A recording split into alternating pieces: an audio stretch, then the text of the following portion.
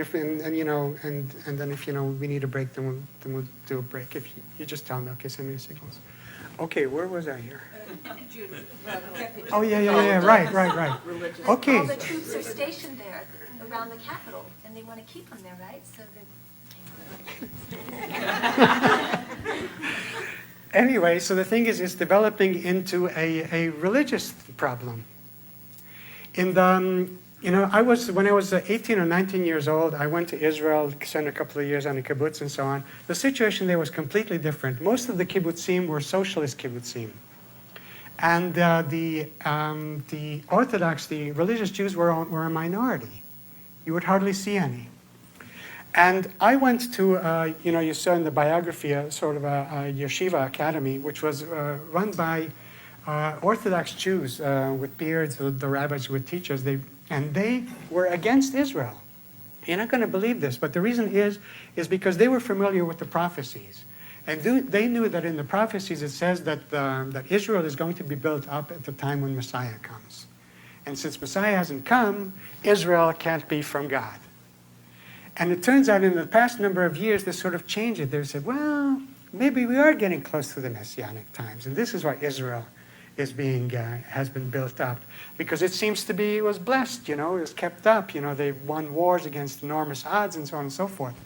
So what happened is large amounts of Orthodox religious Jews migrated to Israel to the point that they have become the political factor there. If you know the Israeli government structure, it's a coalition of a large number of parties.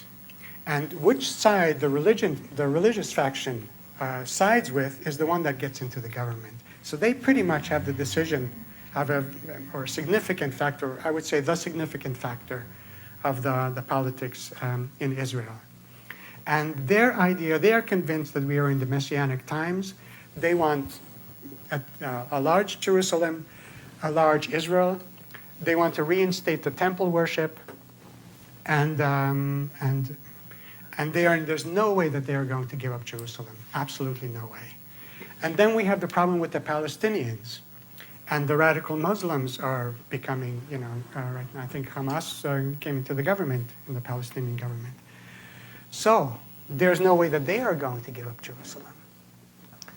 So, and all this talks about the peace, this factor which was significantly missing from all the talks which you have now heard not one word of, and this is not an accident, is the question of Jerusalem. And in the last analysis, that is going to be the deciding factor. What are we going to do with Jerusalem? And you may say, okay, what's Jerusalem? What's the big deal? But it just happens to be a psychologically very important place. And there's a very interesting quote which Napoleon came up with, which attributed to Napoleon. He says, he who rules Jerusalem rules the world. And it's not an accident that the Nazis tried to conquer Jerusalem to Israel. I mean, what were they doing there? And it's a psychologically very important place for the Christians, for the Jews, for the Muslims. So from the prophetic information, this was visible for a long time, that Jerusalem is going to be the capital of the world government. This sounds very strange, but you will see this developing. The question, as they come up, they start discussing, what are we going to do with this? The question is going to come up, what are we going to do with Jerusalem? The Israelis can't keep it, or you're not going to have peace. You can't give it back to the Palestinians, because you're going to have civil war in Israel. And the solution which is going to come up is that it's going to be a neutral city under United Nations mandate. And so, now, it is also very interesting. So the New World Order, of which the old Bush administration and the New World administration, Bush administration very often speaks about, that they are strategically maneuvering to be at such a point that they can underline a decision of peace. Why? Because they have all those troops there. So you may say this is an outlandish theory, but I'm telling you that it makes sense. And you just watch how things are going to develop in the next few years in the Israeli peace settlement, the question which is going to come up is, what are we going to do with Jerusalem? So once Jerusalem is established, I'm talking about the old city of Jerusalem, the walled inner part, where the Orthodox Jews want to build a temple, where the Mosque of Omar stays, the Dome of the Rock, the holy places of Islam. Jerusalem was where Muhammad ascended into heaven in the Islam teaching. So it's an important place for the Muslims. So it's going to be declared a neutral area where everyone can practice their religious rites, the Orthodox Jews with the temple. So what does that have to do with the ideology? Let's talk about now an antichrist. The prophecies talk about, can I go on here? Sure. I thought, get to the presentations where I have questions. Was Jesus born in Jerusalem too? I believe that he was born in Bethlehem, but he was crucified in Jerusalem, and a lot of his his ministry was in, a great deal of it was in Jerusalem, but he was crucified, risen in Jerusalem. Anyway, okay, so we have a figure in the story of a so-called is the world leader. And of course, we don't have dictators anymore. So this has to be somebody who comes up who people want to have. So according to the prophecies, a so-called Antichrist figure is going to come up. And anti doesn't mean against in this context. The old Greek prefix also meant pseudo or false. And so we're talking about a false Christ.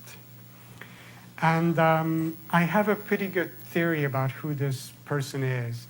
And if you want to learn about him and the ideology, you can go on a website. It's called Share International. Share International? Yes, written in one word. We're thinking it's my child. Yes. We're all thinking it. Yeah. You know what opened up my eyes to this? It was like there's a prophecy in the book of Daniel where it says out of which area the Antichrist will come, and it talks about the four divisions of the Greek Empire, of the old Greek Empire, and gives directions from where he will come and so on. And from one of the descriptions is the eastern part, which reached all the way to India, to Pakistan, to West Pakistan. And I was getting very funny feelings about Maitreya, And then I found out that he lives in the Pakistani community, Is that in the one London. that Benjamin Creme Yes, wrote? yes. Now, if you read his ideology, I mean, he of course talks about himself or his followers of the prophets as the Christ, the Maitreya Buddha. That's where the expression comes from. But he calls himself also the Christ and the Mahdi. That's in the Islam tradition. They all expect the Messiah to come. And they talk about the emergence, that he will emerge on the world scene when the scene is ready. Now, when you look at the ideology which he's teaching, he teaches a spiritual socialism. Socialism and Christianity are brothers. They're very close together. Communism. The word communism comes out of the Bible. There's the first Christians, as the consequence of the Christian teaching, lived together in a large commune. All that believed were together and had all things common. No one said of his belongings, "It is my own," but they threw it into a common pot and divided to everyone according to everyone's need. That is a description of socialism right there. And the word in common in French is en commune. Karl Marx lived in Paris 50 years after the French Revolution.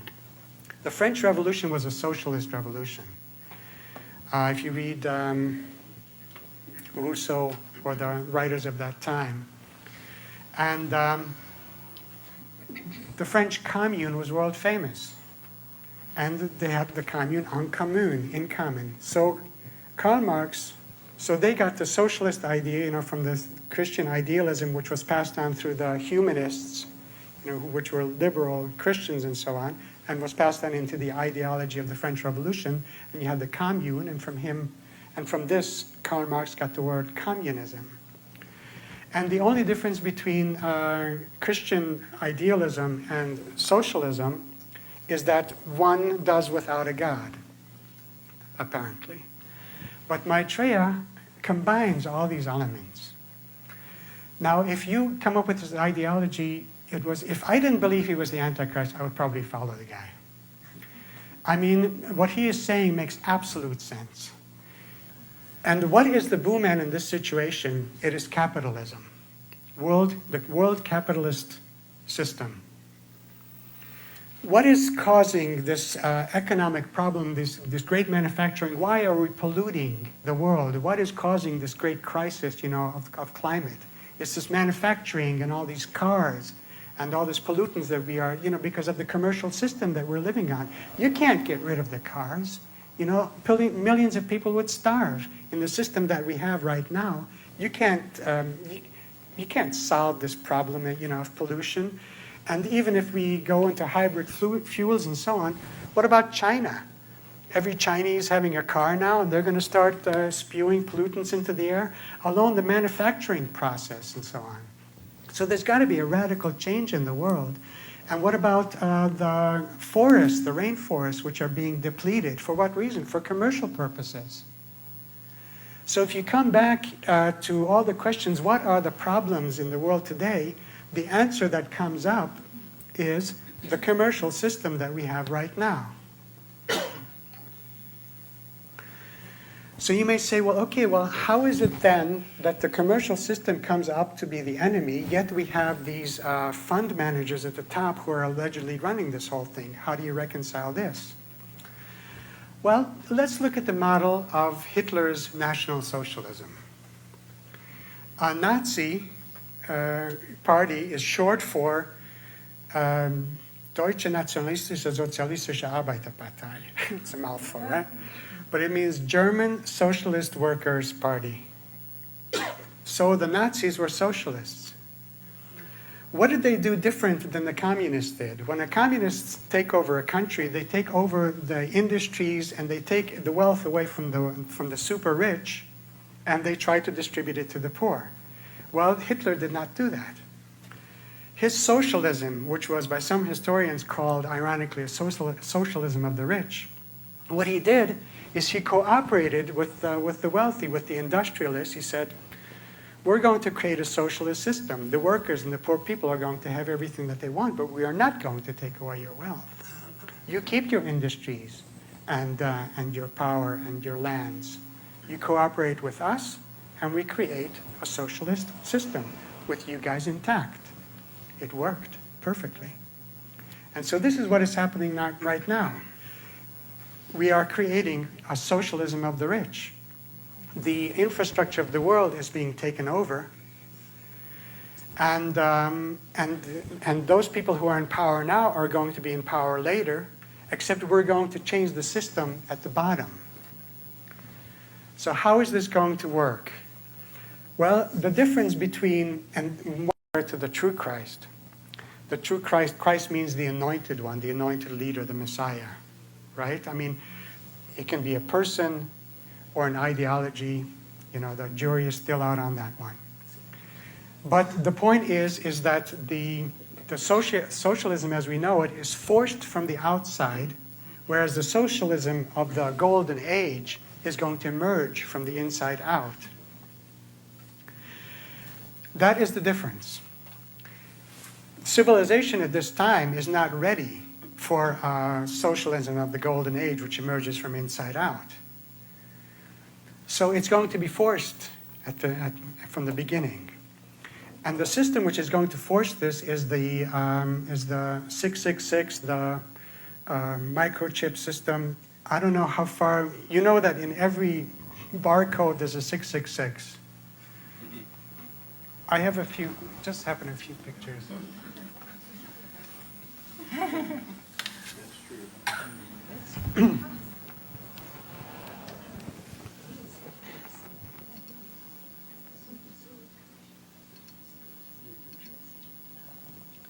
So, there we go.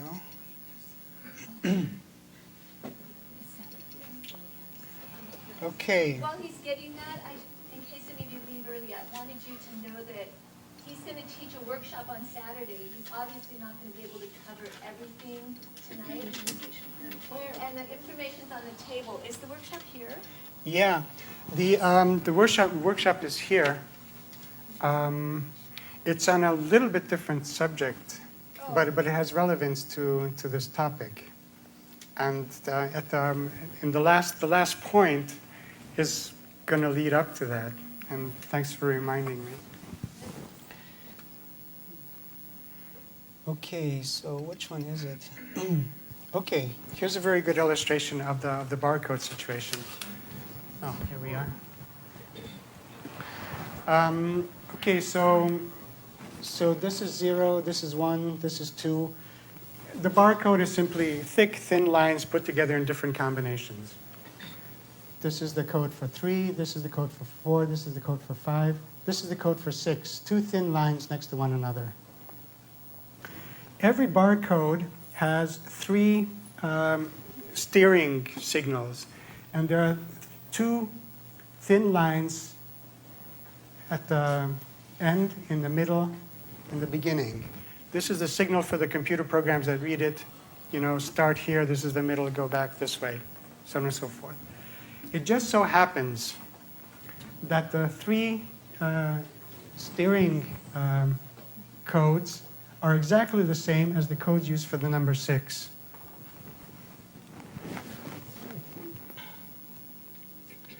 Here's another one which you can see that in.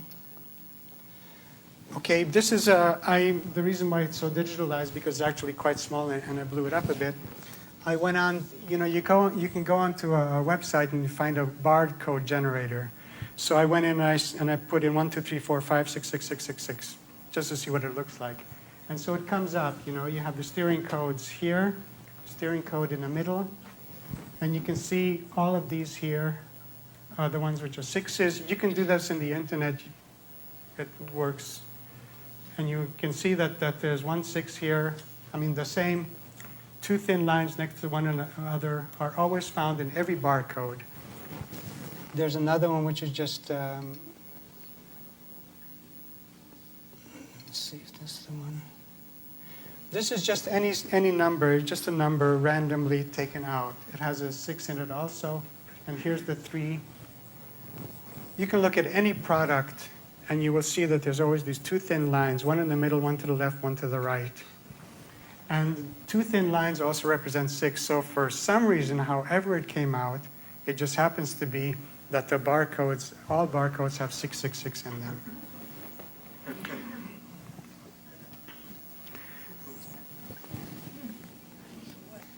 So the Bible prophecy says, if Revelations 13, where it talks about where the 666 comes, that he will cause that everyone shall have a mark either on their hand or in their forehead, and no man can buy or sell except he has this mark, the mark of the beast. The beast is a symbol for the world government.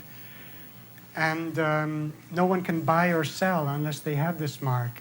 And this is the number of man, and his number is 666. And there are, of course, different ways of interpreting what 666 could mean. But it is a very interesting coincidence, that we have this. Now, the system which is following this barcode system is the RFID tags.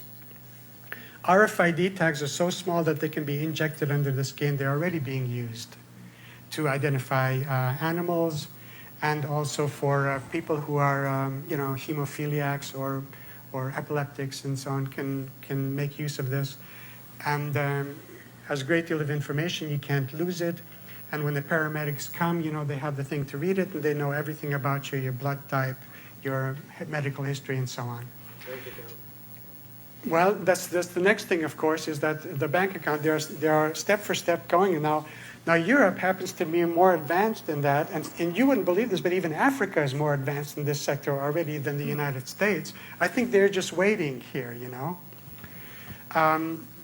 Identification tags with the barcodes for everyone, and in Europe they don't use checks anymore. So everything is done electronically, either with your card or with bank account transfers. And slowly, they're getting people used to this system. The cards are getting smarter, have more information. And now they've introduced a medical system in Europe. They have, everyone belongs to a medical system that they have the medical card with card readers, like your bank card, and your information is on a chip. And you go to the doctor, he reads the chip card, and everything is just taken care of with that. Or you go to the pharmacy, it's all taken care of with this chip card. Of course, there's the danger that you could lose it. And if you're in a critical situation where it would be endangering to your life to lose this chip card, well, of course, the best solution is to have it somewhere on your body. Now, this RFID is radio frequency identification, which means that a commercial from IBM, which came out a couple of years ago, this scrawny-looking guy, about 25, with a trench coat, unshaven, ruffled up hair, goes into a supermarket. And he takes all these products and he's sticking them into his trench coat. And then on his way out, he goes through this electronic thing. And the next thing we see is a guard coming up to him and says, "Excuse me, you forgot your receipt." So this is the way RFID works. The products, you have your chip inside of you. You have the products which you are taking. You go through a scanner. It scans the products and it deducts it from your account. You don't have to do a thing.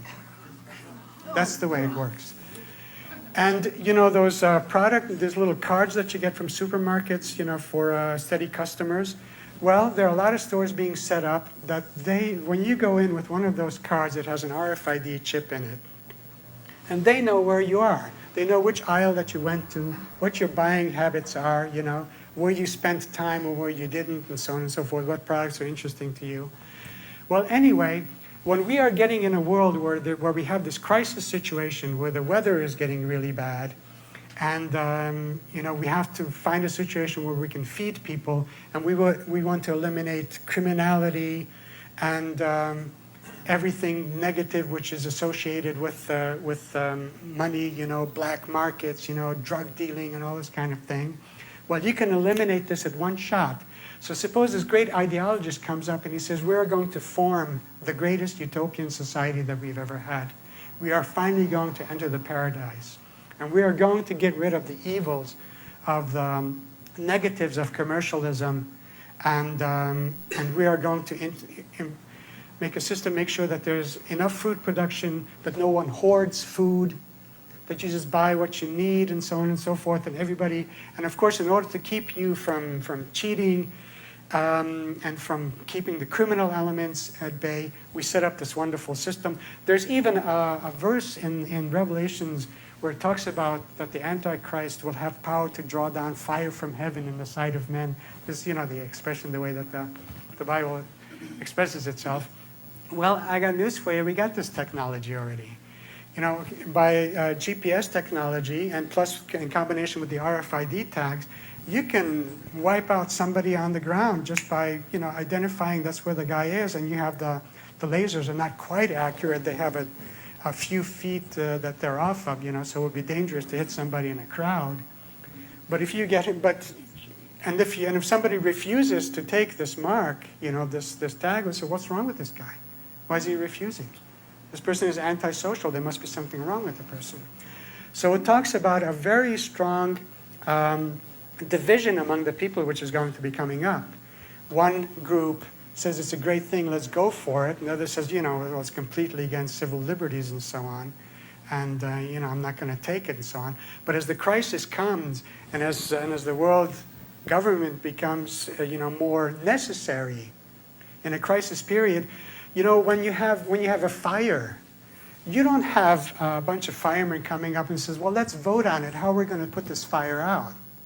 You have a fire captain. He says, hook it up there, do it this way and that way. And if they don't follow, that guy is in deep trouble.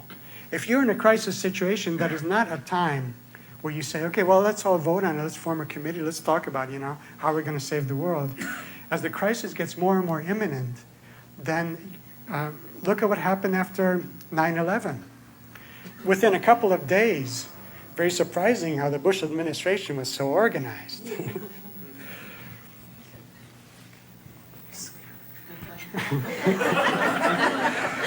You know, they demonstrated their organizational ability, didn't they, in New Orleans, right? Anyway, but they were very organized there, where the Patriot Act was passed within, I don't know, I think within days. And so if you get in crisis situations, people are willing to put up with a lot. Okay, so there's just one more point which I want to get to, and the other thing is the fine, and then we'll just have the questions of the break or whatever. Is well, the Bible talks about the collapse of the economic system, and how is this going to happen? I mean, I don't know, and I don't know that much about economics. I don't know if anybody does. But it just seems very strange to me that this country is in getting up to debt to the $30 trillion mark, I believe it is. And who is financing this debt? China? A communist country is financing the debt? Now, what happens if I say, well, it's time to cash in all these bonds? I don't know. But it's like in the Revelation 17 and 18, you know, which I quoted, where it talks about the collapse of the commercial system. All you have to do is to bring the cards folding down is just to cash in all this debt all at one time, and the whole thing will collapse. So if that, you know, that doesn't do it, then all you have to do is just, you know, so it's very fragile, and when the time comes, you know, for the house of cards to come falling down, and everything is set up, the infrastructure, you know, people are prepared psychologically, you know, through the media, movies, and so on, then you can just implement the whole thing. The whole infrastructure has already been created. Okay, well, the thing is that then, of course, it's obvious that we have to go through some kind of a transformation here. And so this crisis period and this sort of like division among the population, now it talks about very intense persecutions, because a lot of people are not going to be willing to do the system. The thing is it's not really going to work. There's a central computer which is going to be set up, and everybody's going to be given these numbers, and a lot of people are just not going to go along with it. And there's going to be an attempt to persecute and even according to the prophecies, kill the ones who are not willing to go along with it. You know, I mean, it's happened before. And especially, you know, if you're in real serious trouble, then you can justify radical measures by saying, okay, these people are, I mean, look at the people who went along with Hitler, didn't they? And they were no different than most people. You know, they were afraid of dying. And the ideology was pretty strong, you know. I mean, he laid it on pretty thick. And Germany was in a very bad situation. You know, people didn't have enough to eat. They would go with a wheelbarrow full of money to buy a loaf of bread. That kind of situation was going on there. And this guy overnight, you know, cleaned up the whole situation. And the situation, and he used, of course, the scapegoat, you know, was of course perfect. You know, in that case, it was the Jewish element, which was a scapegoat. And it wasn't like they were telling the people that we're killing these people. They're saying we're just getting them out of here and we're going to reship them somewhere else. The average population didn't know until the very end, and even some of them didn't believe it until then, what was really happening. So people tend to, but I mean, just displacing these people and shipping them in animal carts across the country and so on is crime enough, you know, and people knew about this and so on. So people in radical situations are willing to put up with quite a bit. So if you come up with a good enough rationale why this number in the system has to be implemented and so on, and the ones who are not willing to go along with it are enemies of society and they should be locked up, if not killed, a lot of people will go along with it. But in a situation like this, you are forced to really get down to basics. You know, when you're confronted with the possibility of dying for your, you know, for your ideology and so on, for you saying, okay, I'm not going to take the number, but am I willing to die for it? Then you start really thinking about basic questions of life. And this is what is going to be happening in the world generally. I mean, you have this enormous crisis. People can, if they don't die from natural causes, from the climatic changes and so on, they are threatened by the government. They have to confront their basic ethical questions. And one of the basic statements of the prophecies is that there are going to be teachers at this time. And these teachers especially are going to be persecuted, who are familiar with spiritual foundations, who are also probably familiar with the prophecies or whatever, and recognize that all this has been taught and there's something wrong with this. And they're going to be teaching, and there's going to be a great spiritual famine. People are going to want to know, what is really going on. So the point is that those of us, who gather together for meetings like this and who come to lectures like this are going to be the spiritual teachers of that time. Not necessarily giving seminars or whatever, but even talking personally to people. And a lot of us will say, well, who am I to be a spiritual teacher? I don't know a thing, I have some ideas about reincarnation and this and that and so on. But you know a lot more than 90% of the population of the world, You have certain convictions and things that you've learned. And it's also a karmic duty. Just very simply, if you have if you go to a pay phone, and you put money in and the thing doesn't work, then the next guy who's standing behind you in line, you tell him the phone's kaput, It's bad karma not to do it, right? And it's not such a big deal, so you don't have to be such a. But the thing is, and there's nothing great about us that we know more than other people do. It just happens to be that way. When there's after the rain, water gathers on the ground and the sun comes out, shines on the puddle, and after a while the puddle disappears. Some of the molecules go up before the other ones do. They're not better or worse than any of the other ones. It's just the way it is. So a lot of us, who are interested in spiritual things, have learned more, have developed more, for whatever reason. And we are going to be teachers at this time, if we want to or not, just for sake of regular, human contact. Now you have a situation, of course, in Ashland where a lot of spiritual people are gathered together. And you're sort of like preaching to the converted and so on. But this is probably going to be also a great pocket of resistance, if they try to implement this sort of thing. So you may be, spread out in different parts of the world so that, you're not targeted for any reason. So, and probably you will, and some of you will probably receive, a calling or a desire, to go into areas where people want to learn and teach and somehow. And that's the way it's going to be, according to the prophecies. If all these things come about, this also makes sense, because why does this happen? There's no such thing as punishment. There's cause and effect. And in order for humanity to develop, you need to put fire under the pot. Other things don't start cooking. And when everything's comfortable and so on, then you're not motivated.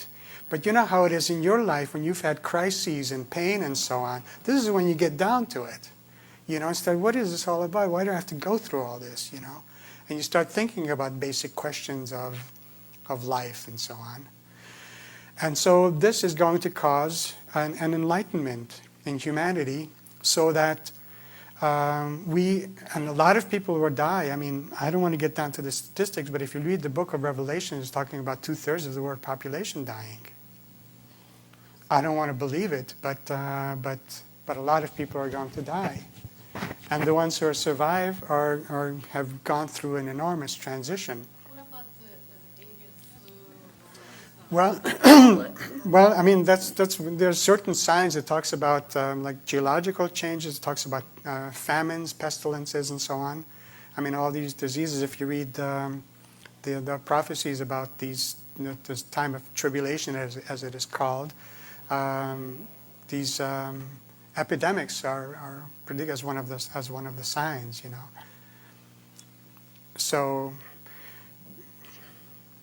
it's just one of the difficulties. I've read that the elitists in the world want the 6 billion population of the Earth to be reduced down to 2 billion because it'd be a lot more manageable.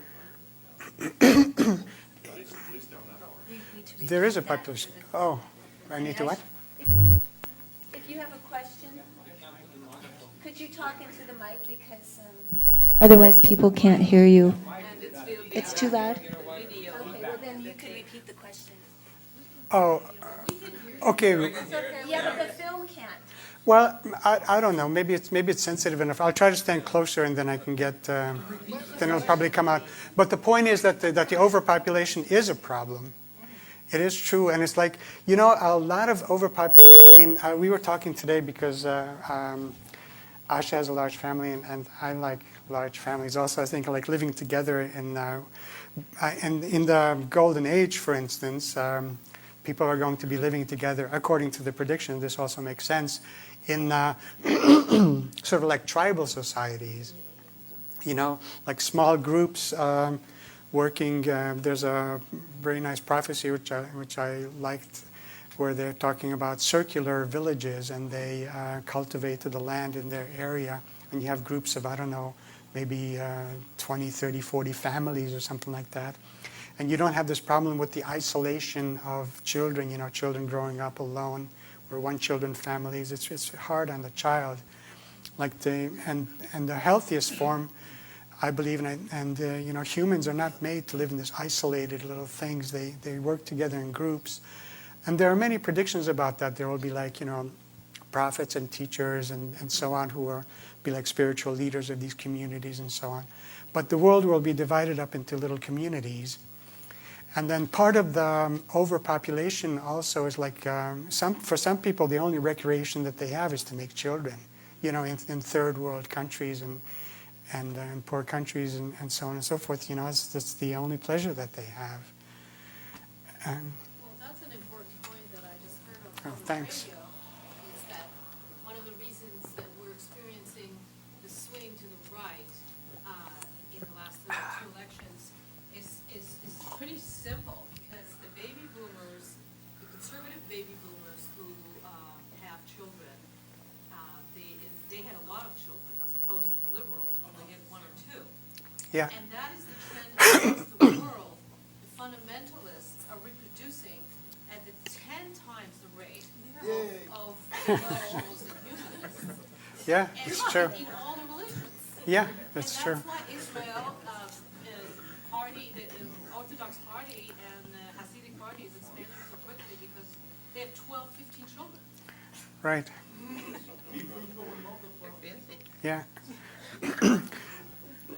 So I wanted to, you know, this seminar on the weekend, it's like, obviously, you know, because I've been thinking about these things for God knows how many years, 20 or 30 years, you know, and then working with metaphysics and so on, I've sort of, and, you know, I've had a few tribulations in my life.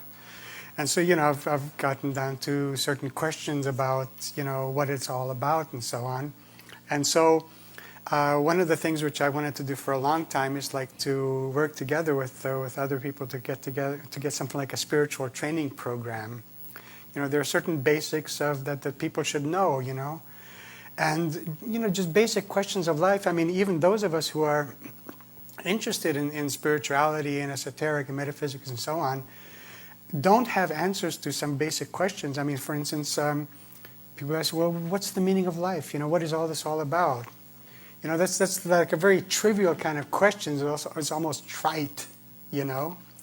But the point is that you're talking about a foundation on which people can build and say, okay, well, how can you prove to me that there's life after death or reincarnation? And so, I mean, what is all this thing about?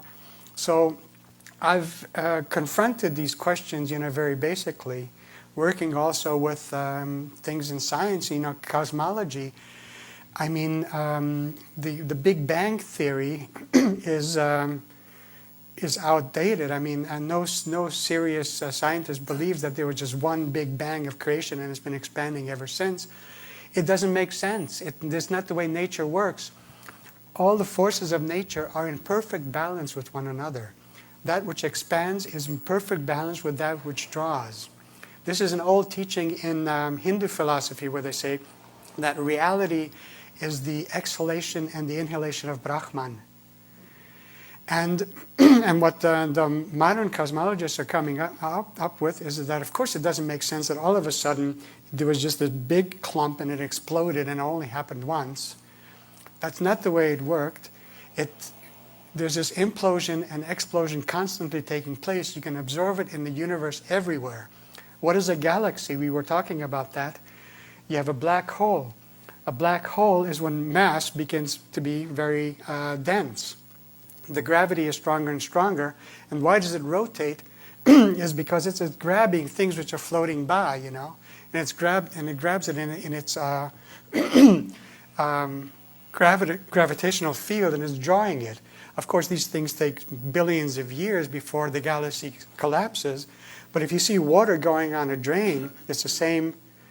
When elements are being drawn toward the center, if they've been in movement, it causes a spiral. So this is why all galaxies are spiral, because there's a black hole. So this collapsing is taking place constantly. So the black hole keeps on drawing more mass into itself, becomes stronger and stronger, until the galaxy finally collapses into a black hole. And this black hole becomes so powerful that it starts drawing other galaxies.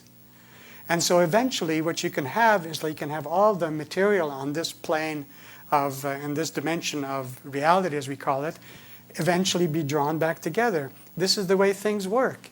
This, you know, that game with the rubber ball and the elastic, you know, the paddle, you hit it, and the force with which you hit it, the further it goes, but the force is drawing it back. So the exploding force and the drawing force are in exact harmony. That is the way the universe works. You can observe it everywhere. The oxygen, carbon dioxide balance that you have here. You have this, in this dimension in which we live, you have a duality of forces which are in a dynamic equilibrium. So this, of course, shakes up a lot of the religious aspects. But it's not an explanation, you know, because it's not an explanation of where it all came from and so on. So, but the thing is that you have to get down to the basics of this and confront it. And that's what I've put together in this seminar. And I've worked on it for a long time, so I thought as long as I'm here, I just might as well do that one also. And it's sort of like an impetus. 10 o'clock till 5 o'clock with a break in the middle. And I put a tentative charge on it because usually people charge for things like this. But we could do it this way, you know, so $25 is a tentative charge. I don't want to have a bunch of people who are not interested, but, you know, if you're interested, you want to bring a friend, you know, split the cost and something like that, you know what I mean? So don't worry about that. Or if you buy the book, then take the price of the book off of the seminar, you know what I mean? So I think it's, I want to have it, you know, I spent a lot of money coming here. I'm not going to be making it back just, you know, from the seminar and so on. But the money is good, you know, it's a good thing to have. It's also an energy exchange and so on. But the point is, it's, if there are some flyers up in the back, maybe we can spread some of the flyers out. And if the subject turns you on. What are you going to cover? Well, the title of it is The Meaning of Life and Other Trivialities.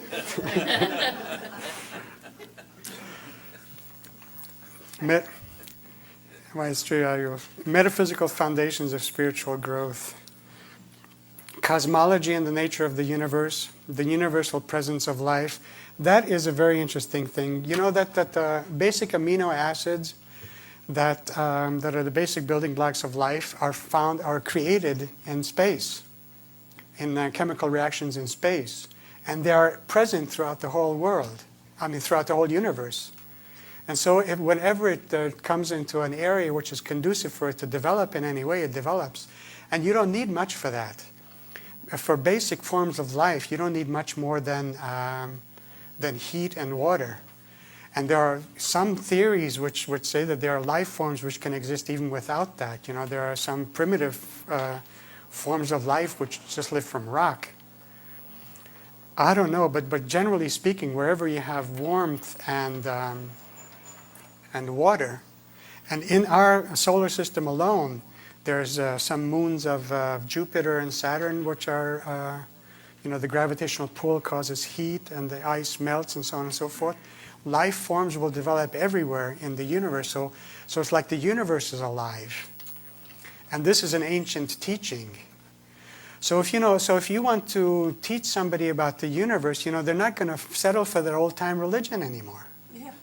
I mean, it's not like I'm denying it, I mean, I would say I'm a Christian myself, from the ideals, and I believe the teachings of the Bible and so on, but I'm pretty critical about it. And, I try to read between the lines and try to get out of it, what I can. But, I'm pretty far away from the fundamentalist Christian idea. And you have to really believe in what you're talking about and be able to back it up, and it has to make sense. I mean, you can't preach any kind of religion or something which the intelligence doesn't go along with. With the answer that the churches always give, God's ways are not our ways and so on. So you don't have to use your mind. That is not the way it works. I can prove that from the Bible, by the way, also. It says, there's verses that say you should worship with the understanding. It's, if I'm talking to Christian fundamentalists, but, it's a hard time with that. Anyway, yeah. Can you say anything about the time frames of these events that you've been mentioning and also the golden age? Oh, yeah, that's good. Well, while there are no prophecies of years, there are certain events, and there's a 3.5-year period which is mentioned and a 7-year period. And there are certain signs that are clearly recognizable, and that is very important, and I'm sorry I didn't bring it up. I'm glad you asked, because that is something which is very often mentioned in the prophecies, especially in the Bible prophecy, because it says that this reign of the Antichrist will only last for 3.5 years, which is very important for the people who are going through it at this time. And they thought that Hitler's reign was going to last for 1,000 years. It didn't last very long either. So it's good to know that it only lasts for 3.5 years. And when do these 3.5 years begin? It talks about a contract, a treaty, which has to do with Jerusalem. And as soon as there's a treaty is formed, and there's apparently a 7-year period having to do with this treaty. In what form, I don't know. Perhaps they'll say, let's try it. Let's make a 7-year trial period. And for this trial period, let's allow, all the religions access to the holy sites. Let's call it a truce, a peace, and so on. And in the middle of these 7.5 years, the pseudo-Christ will break this treaty by disallowing this religious practice, where he finally comes out and say, okay, well, all these false religions are causing us problems too. Let's just get rid of them. And then, we'll begin sort of like the hardest times. We'll say, okay, we're not going to, let's do this number system and so on. So the hardcore times are going to happen at that time. So you can't tell by any years or anything, but it's going to be a clearly recognizable event. So according to the prophecies, this treaty concerning Jerusalem is in a 7-year period will come into play. And how's the Babylon falling? The Babylon falling, well, what is Babylon? The money system. Right. Well, there are, when the Bible prophecies want to pinpoint a certain country, they use the old tribal names. We can recognize Russia in the prophecies very easily, because the old tribal names of the forefathers of the Slavic Russian people are mentioned they were alive at that time. So Russia is referred to as Rosh, Meshech, Tubal, from where you have the modern names of Tobolsk in Russia and Moscow, the Muscovites and so on and so forth. So these names are mentioned, but but talking about the United States, you can't talk about a nation, because the United States is a mixture of every nationality and race on earth imaginable. There is no other country on earth which is such a mixture of different nations where you can't identify one as being the dominant one any longer. And so it's referred to as Babylon. Now, Babylon means a mixture. That's what the word Babylon means. And so there's this very famous passage in chapter 17 of Revelation. It says, I will show unto thee the judgment of the great whore that sitteth upon many waters, with whom the kings of the earth have committed fornication, and the inhabitants of the earth have been made drunk with the wine of her fornication. And the woman was arrayed in purple and scarlet color, and decked with gold and precious stones and pearls, having a golden cup in her hand, full of the abomination and filthiness of her fornication. It's pretty elaborate here. And upon her forehead was a name written, Mystery, Babylon the Great, the mother of harlots and abominations of the earth. And the woman is that great city which reigneth over the kings of the earth. Then I saw another angel come down from heaven, and he cried mightily with a strong voice, saying, Babylon the Great is fallen, and has become the habitation of devils, and the hold of every foul spirit, and the cage of every unclean and hateful bird. For all nations have drunk of the wine of the wrath of her fornication, and the kings of the earth have committed fornication with her, and the merchants of the earth are waxed rich through the abundance of her delicacies. The reason it uses the symbolism of fornication and of a whore is, selling yourself for money. And I believe that happens quite a bit. How much she hath glorified herself and lived deliciously, so much torment and sorrow give her, for she saith in her heart, I sit a queen, and am no widow, I shall see no sorrow. Therefore shall her plagues come in one day. And the kings of the earth who have committed fornication and lived deliciously with her shall bewail her and lament for her, when they shall see the smoke of her burning, saying, Alas, alas, that great city Babylon, mighty city, for in 1 hour is thy judgment come. When 9/11 came and people, were familiar with my book, they asked me the question, is this the fulfillment of this? I was thinking, it's interesting. And the merchants of the earth shall weep and mourn over her, for no man buyeth the merchandise any more, the merchandise of gold and silver and precious stones, and horses and chariots and slaves and souls of men. So, thus with violence shall that great city Babylon be thrown down, for thy merchants were the great men of the earth, for by thy sorceries were all nations deceived. I mean, that sounds pretty much... Back to Europe. I mean, it does sound a lot like the United States. And the great city, the reason the cities originally were built as centers of commerce. That's where all the business was done. It was also capitals of the government, but, they became like that. And the other thing is that where it talks about your great ones are the rulers, they rule, the merchants rule over the kings. That is the definition of capitalism exactly, because the politicians, the political system is there to protect the wealth of the people, the ones who have wealth. And who is really has the say in this in this system? I mean, it is the people who have the money. I don't want to, I like free enterprise and so on. I mean, there's a lot of things that I have done and I'm able to do because it's a free enterprise system. So I'm not against that. But I'm talking about a situation, where you have where the people who are money are dominating, and this is where it has come to, where the countries are indebted to the banks, to the international funds, and indebted to the point where they can't even pay the interest anymore. And it's an old saying, the debtor is indebted to the lender, So who has the say in this world? And the idea that the thing has to collapse, is in the golden age we're not going to have ATM machines and stuff like that. I mean, that's not the way it's going to be working anymore. Time frame of golden age.